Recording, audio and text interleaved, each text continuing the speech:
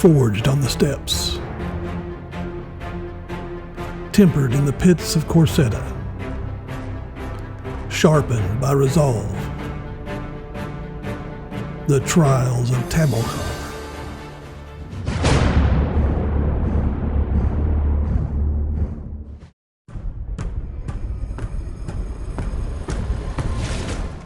Welcome to the Vaults of Yesteryear. I'm your host, Jake, and today we're starting a brand new series called The Trials of Tamilcar, and this is episode 1. In this episode, I'll tell you about the rules I'll be using, the adventure, and a few house rules that will be in place for the solo play that we're going to be doing. Then we'll dive into character creation and introduce our character and the start of our adventure. But first, I do want to note that I will show rule snippets on the screen for key points as we play, but I won't repeat the same rules twice. So make sure you watch all the way through so you don't miss how Tales of Argosa works, okay? If you have a great time watching this episode, then please consider giving me a like on the video and subscribe to my channel if you'd like to see more in the series. I also had a lot of content for other game systems on my channel, Tales of Argosa, including an interview with the author, and many more other systems that I talk about and gaming styles. There's plenty of other content too, so make sure you head on over to the channel page and check it out. Go north of Loch on the Lord's Path and trace the fat windings of the Iser, and the land will harden at your side, riven in valleys and gray hills. It is dry and cold, and the mist settles in the dells and the moors. This is Argosa, once kingdom, crossroads of the Near East. Expect no cities, no bazaars, and no wine. You will find menhirs, broken open tombs, and shepherds. You'll hear no music, only wind through lonely towers, and taste lamb's blood and milk. See faded glory. The ancients lie thickly on Argosa, their shadow lingers. Much remains, however, and much more has been forgotten. This is the land into which our hero Tamilcar steps forth.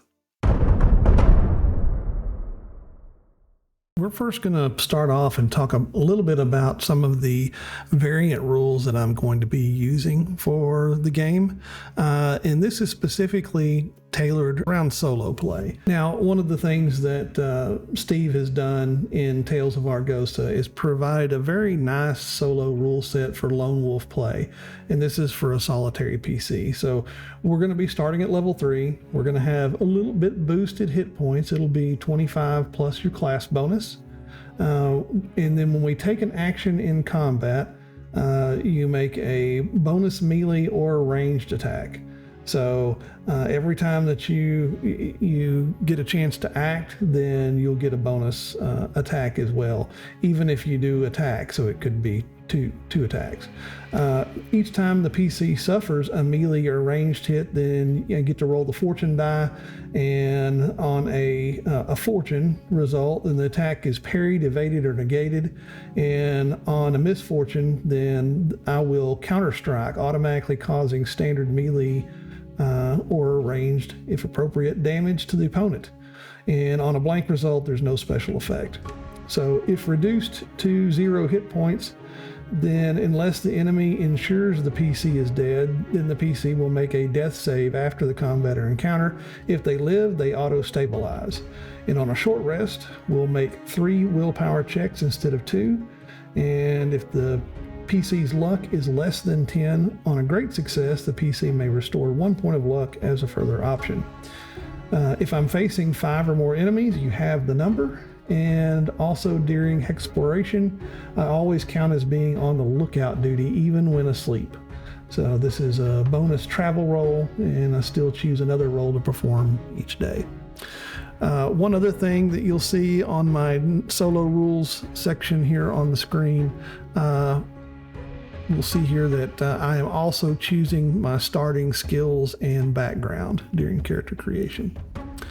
So if you don't know, Tales of Argosa is a D20 based system in the OSR mindset, I would say, but it is very much a unique system in its own right.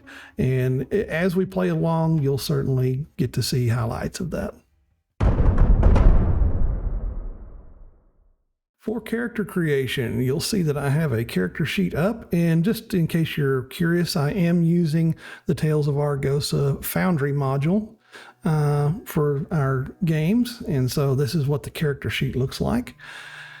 And we will jump over to the character section in our book, and you can see the character creation steps listed there.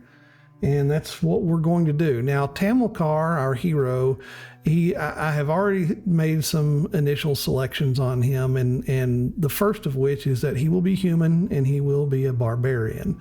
And he is going to be from the steppes far to the west, and he has crossed the mountains into Argosa in search of adventure, plunder, and possibly power, to seek revenge against those who have wronged him and caused him to have to flee his homeland. More on that as we go along, though. So, okay, first of all, you normally roll for race. We're skipping that part. And you also normally roll a D66 for background, which we will skip as well. But we are going to pick our background instead. So as you can see, it is a D66 chart. And there's a number of things here that are available. I mean, there's a lot of options that you can see. But I think that we're going to select a background in the fighting pits, where he spent his time being raised and trained. So let's see. We have pickpocket, rat catcher, ditch digger, beggar, fur trapper, cook, galley slave, herbalist assistant, street preacher, brigand, prisoner, tinkerer, bone grubber, actor, grave robber. Let's see. What sounds good? Not mercenary, I don't think. Maybe. We may come back to that. Not a street crier or not a hangman. What do we want to do for him? Okay, so I think that I'm going to settle on a kennelman. So we're going to say that our hero spent his time in the fighting pits, learning to fight, but also tending to the pit fighting dogs that were there. I think that's a good background for our hero. We want a background of kennelman. So we'll drag that on the character sheet. There we go. So you'll notice that what that does is it will give us a +1 bonus to our dexterity when we roll it. And additionally, we will get the animal lore skill, and we will have a war dog with us. So let's go ahead and add the skill. Let's see, I don't need to create it. I can just drag it. There we go. Animal lore. We have it as a skill. We will set it to skilled.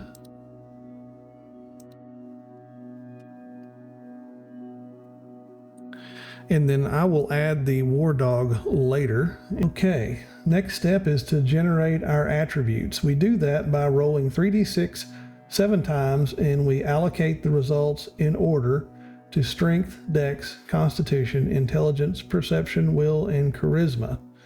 You must have at least one attribute of 13 or higher and another of 15 or higher. If not, increase one attribute of your choosing to 13 and or one to 15 as required. You may then also swap any two attribute scores if desired. Okay, so let's go ahead and make our rolls. Set that here. Okay, so we'll start with our 3d6.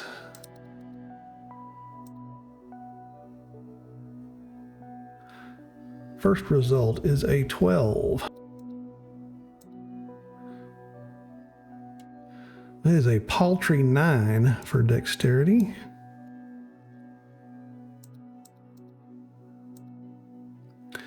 Our constitution will be a respectable 14.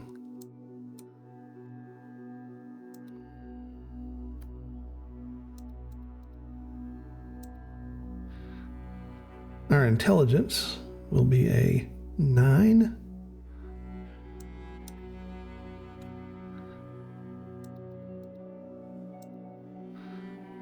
Perception, a good 14.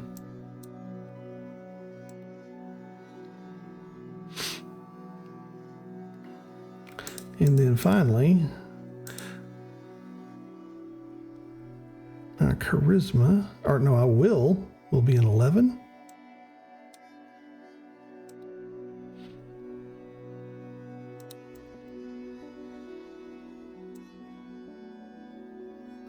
And charisma will also be an 11. Okay, so first off is we've got to have at least one attribute of 13 or higher, which we do have, but we do not have one of 15 or higher. So we can increase one attribute of our choosing to 13 and or 1 to 15 as required, and then we can swap. So we're going to take our lowest here and we're going to make it a 15. We'll just make that, or now let's see. Let's make Dex a 15. Okay, then from our background that we had of Kennelman, that makes our Dex a 16. So he's pretty dexterous. And then, let's see, as human, let's jump over to the human page. Okay, humans, they will increase maximum rerolls by 1, and during character creation, apply a +1 to an attribute of your choice to a maximum of 16. Okay. So I think we're going to swap our perception with strength. So that'll be a 12, and that will be a 14. But I'm going to apply my human bonus to this to make our strength a 15. Okay, so that's a 15 strength, 16 dex, and 14 con. We could swap one more stat if we would like. And I think that we are going to keep it as is. I think I like that. So a 15 strength, a 16 dexterity, a 14 constitution, 9 intelligence, 12 perception, 11 willpower, and 11 charisma. Okay. Now, you'll also see here that we choose our class, which we have already done so at Barbarian. Let me make sure I got everything for human correct. Our max rerolls will go up by 1, so we'll have to remember that. And then Kennelman gave us the skill and the War Dog. We're starting at level 3. Okay, next step is your luck is 11, according to our number 5 on the creation summary here. Rerolls are 2 for human, and other races are 1. So we will go 2. In Tales of Argosa, initiative is the average of dexterity and intelligence. So just so you're aware. Then we have a death save. So next is number 7 for hit points. We're going to skip that until we go to look at our class here in just a minute. And our death save is 10 plus your constitution modifier. So we have a constitution modifier of 1, and I think death save, it's auto-calculated.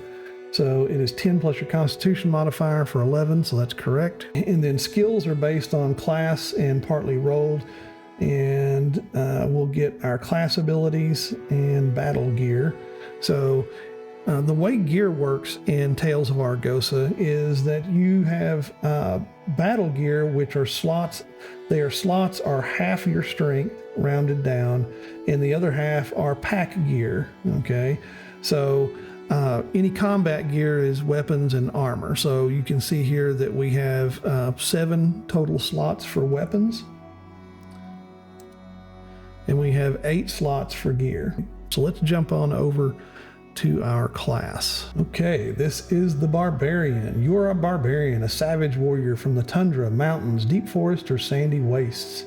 You might be a Viking raider, a Conan-like behemoth, or an Amazonian warrior woman. Unlike those soft city dwellers, your long exposure to harsh elements has equipped you with primal ferocity. acute instincts, and formidable endurance. You are well versed in the use of weapons, but prefer armors that do not hinder your natural athleticism. Most barbarians are superstitious, illiterate, and have an abiding distrust of magic. So Tamilcar, having been raised in the fighting pits of a city, he's certainly going to be well versed in many weapons. He's not going to have I don't think he's going to have a weapon choice that he is known for. He's willing to swap out he's very practical and very pragmatic, so he'll use what's available at hand. But he also does prefer to fight mostly unarmored, so that is certainly something that he's going to take advantage of. So the key attribute for barbarians is a constitution, so you have to have a minimum of 13, and we do meet that minimum. And our hit points is equal to our con score plus your level times 2. Okay, so our con score is 14, and our level is 3, so it's going to be 14 plus 6 is 20, and then we also add in the bonus hit points, 25 more hit points, because we are playing Lone Wolf. Okay, so I will come in and add that later as an adjustment on the character. There we go. 25 hit point bonus, so that brings us to 45 hit points at level 3. And yes, it is a lot more hit points than you would normally get for Tales of Argosa, but you are playing Lone Wolf, so we are simulating a hero of great renown and stature. So this is someone that can really take a beating and is there for the long haul. Okay, he is proficient with all weapons except for crossbow. So he is skilled with light armor, medium armor, and shields. We may use a shield at some point, but I don't think that we're going to use any armor. And we start with a great axe and hide armor, but we'll modify that a little bit and see what we come up with, what we want to start at. Okay, normally you start with athletics and wilderness lore, and we will do that. So let me throw athletics and our wilderness lore and set both of those to skilled. But remember, per what I discussed earlier, we're going to pick our other starting skills. So normally you roll a d10 3 times and pick from the list that appears here. So I think we're going to choose instead. We already have animal lore. So I'm going to add detection because he's going to be very observant. He's someone that knows how to stay alive. So detection is good for him. He's going to have gather info as well. And we're gonna say that the reason he has gather info is because being raised in the fighting pits, he's learned how to maneuver around the social aspects of that, know who's who and who to talk to get what he needs. Okay, and then finally, there's leadership, persuasion, watercraft, and stealth. So being from the steppes, and especially from his mountain home in the midst of the steppes there, he is going to be skilled in stealth. So he's going to be one that knows how to skulk about when need be, how to be quiet and pad through the darkness to stalk his prey. Okay, so according to the chart, our barbarian abilities at level 3, he'll have an attack bonus of 3, which is already recorded here. In addition, he will have the Wildborn ability. So let's go to his abilities, and we will add these in. So there is Wildborn. And he has Ferocious Rage. He'll get a new skill in Sixth Sense. So let's add Sixth Sense. And then at level 3, we'll get a unique feature. And we'll discuss that here in just a moment. Okay, so a new skill. Let's give him Acrobatics. We'll say that he is quite capable of moving quickly, especially with the dexterity of 16. I think that acrobatics is certainly appropriate for Tamilcar. So let's go here and add acrobatics. There we go. All right, so let's discuss his class abilities, right? So the first one is Ferocious Rage. This is kind of, your typical barbarian rage. However, you begin an adventure with one use of this ability per level. So we're going to modify this. His uses will be 3. And we can expend a use of the ability as part of your normal action to rage. When you do so, you choose an effect from the list below, and if an effect requires a Constitution check, you may use your reroll towards that. Now, this is a good time to talk about rerolls because in Tales of Argosa, you are allowed to use your rerolls for some certain very specific things. Each PC starts an adventure with a number of rerolls determined by their level. So at where we are now at level 3, it is equal to your level, so we will have 3 of them. So that's going to be go to 4 for us because of our human ability. So let me make those changes. Now, there are several things that we can use those for. If you fail one of these checks below here, then it is not favorable to you, then you can re-roll. So an attribute check, if you have the relevant skill or possibly a background, or when attempting to activate a class ability. You can also use it for luck rolls, which when we get to that, we'll explain that. Death saves and short rest willpower recovery checks. And you can only re-roll things one time. All right. If advantage or disadvantage applies, only one of the results are re-rolled. So not both dice. Now you know a little bit more about how re-rolls work. So again, you can use them for class abilities here. So that's why it says you could use a re-roll if you have to make a Constitution check as part of one of these things. So here's the list.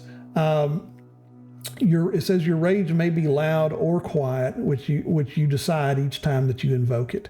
You can gain a +2 bonus on melee attack and damage rolls and luck rolls, and re-roll any fumbled attacks. These effects last a number of rounds equal to your Constitution modifier. So for us, we have only 1, so it would only last 1 round. The next one is if you fail a strength check attempting a feat of physical power, you may re-roll it. Once per combat, when you suffer damage, you may trigger your rage to reduce the damage by half.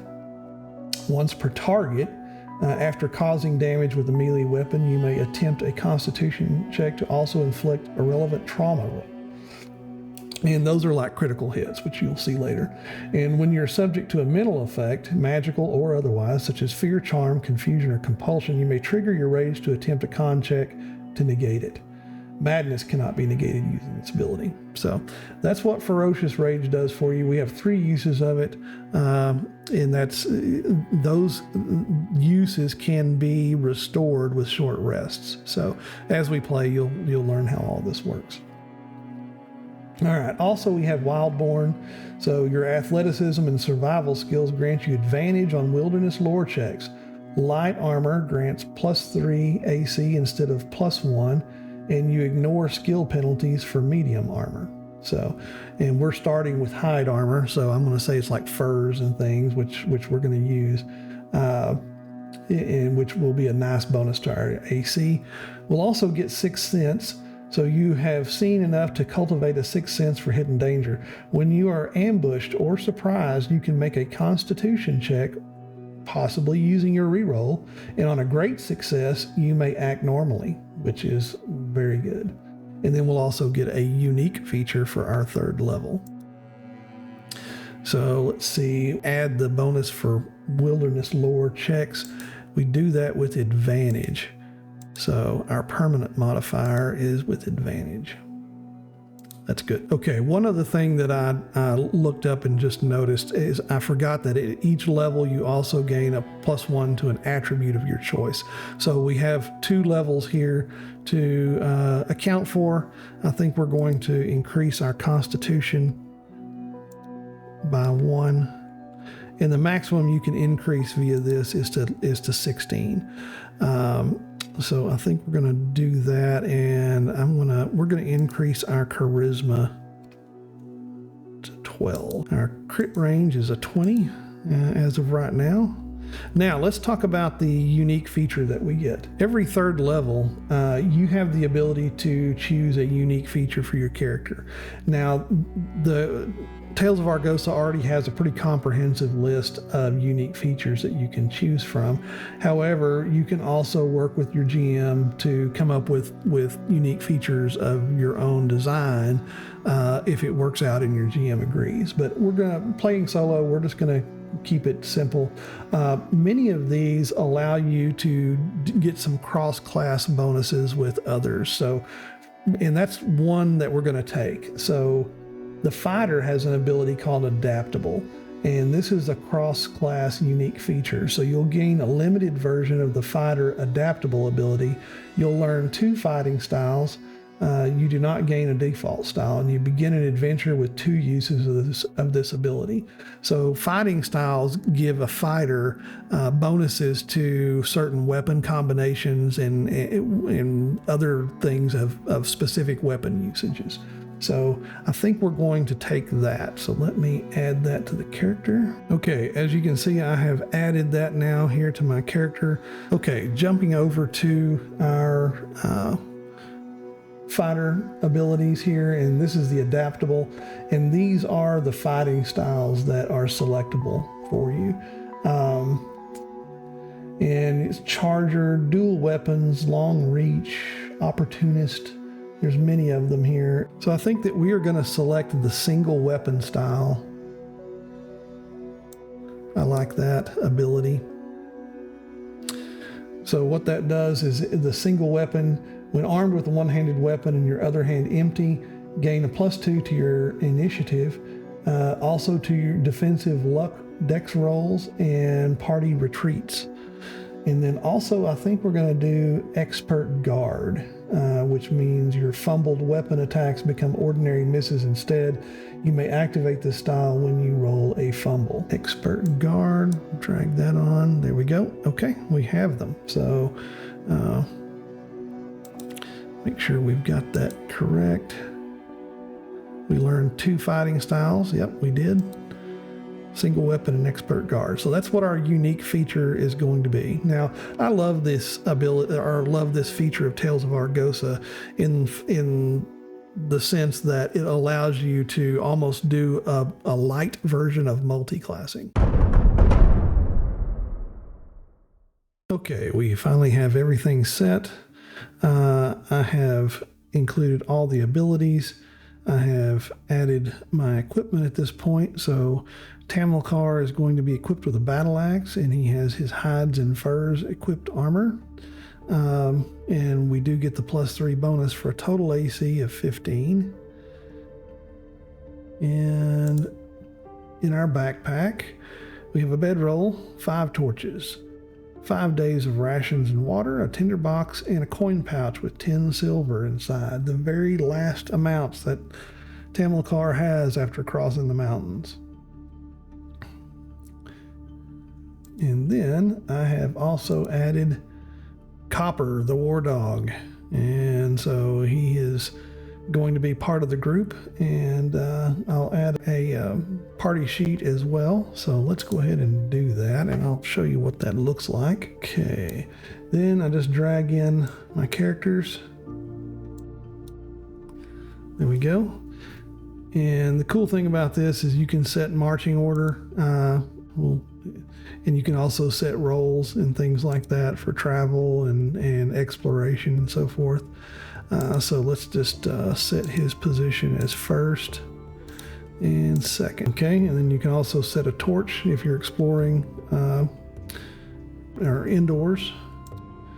And then we have other table events and things that we can attach here. So this is just a cool way to organize your party together. Okay, so that wraps up character creation. You can see there's our full set of stats. I think we've got everything according to the list on the character creation section there.